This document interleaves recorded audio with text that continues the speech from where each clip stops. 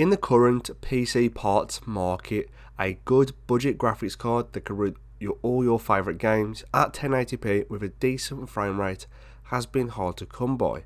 However, does that change now with the GTX 9? So before I start the video, I'm going to apologise for my voice as I've got a bit of a cold at the moment, but you know, video is going to be done, so let's get into it.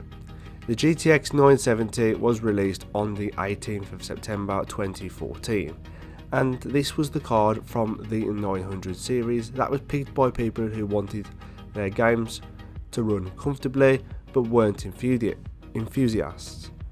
The people who wanted the best of the best from the 900 series went for the GTX 980 or 980 Ti.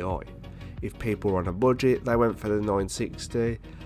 No one really went for the 950 Ti, but that's because it was mainly used for hardware encoding and other stuff like that. The GTX 970 was based on the Maxwell 2.0 architecture, which was a revised version of the original Maxwell architecture found on the 700 series. The GTX 970 has a base clock of 1050 MHz and a boost clock of 1178 MHz on the reference model. The GTX 970 also has 4GB of GDDR5 memory, as well as 1664 shading units. So you're probably wondering why this card could be the new budget king in 2022.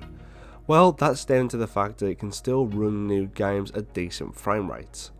Thanks to the GTX 970's proper DirectX 12 support, which is 12_1 for those wondering, it means the card can play new games that require that feature set, like Assassin's Creed Valhalla. This is something the older 700 series can't do due to its DirectX 12_0 support, which means the 700 series can't run these new games. This means a lot of new games require at least a 900 series card to run. At the moment, graphics card prices are in a strange place, and a 900 series of cards are no exception. You can pick up a GTX 970 for between £100 to £125, which for a 4GB card is a really good deal. The GTX 960 is not worth it at nearly the same price, and sometimes listed for even more than the GTX 970. That's not even to mention that most of the GTX 960s you'll see online only have 2GB of VRAM. The card we have to test today is the EVGA Superclock variant of the card that has a boosted base clock of 1165 MHz and a boosted memory clock of 1316 MHz. And the system that the card is in to test is a Ryzen 5 2600, 16GB of VRAM, and everything today will be run off a 1TB NVMe M.2. But let's see how this card performs itself in some benchmarks. First up, we have Minecraft Java Edition with the medium settings at 1080p, 16 chunks of rendering and Optifine installed.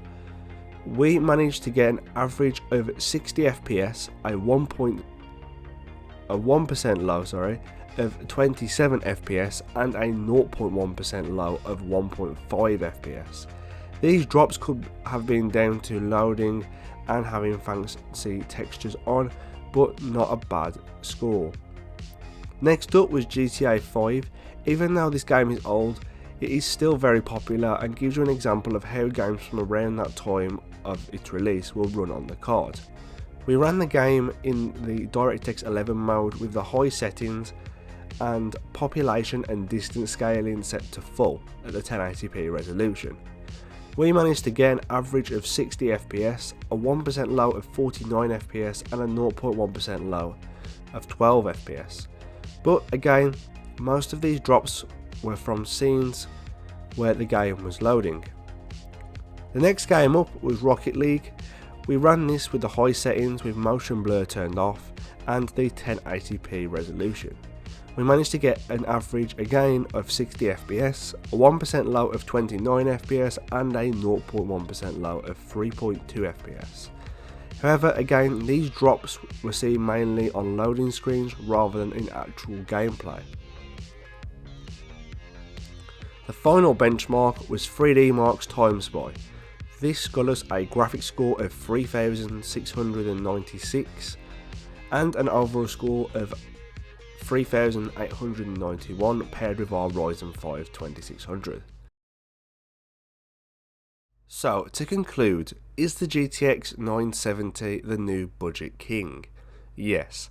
As you can see from the results, this card can play most games at 1080p with 60 FPS. I did try a newer game, which was Forza Horizon 5, but due to the issues that game is having at the moment, I thought it wasn't fair to put it in the game test. But that on the card was achieving 60 FPS on average as well. This card might not be as budget friendly as most people are hoping, but considering the current market, this is a really good deal. It's sad that there are now cards with this type of performance under £100 or even under £50, which would have been the case only a few years ago. Anyway, if you like this video, remember to leave a like and subscribe to the channel if you haven't done so already. And I'll see all of you in the next one.